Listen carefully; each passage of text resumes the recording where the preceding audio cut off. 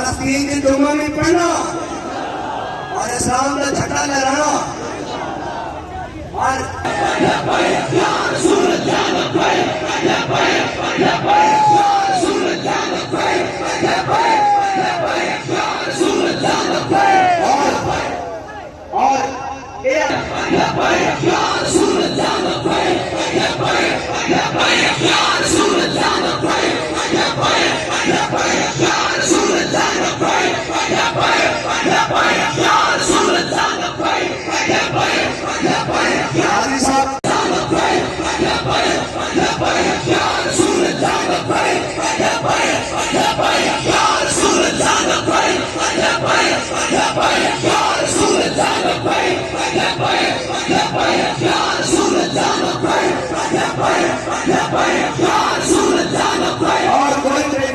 शिकार ना होवे उरूर का दीन तक पे आएगा।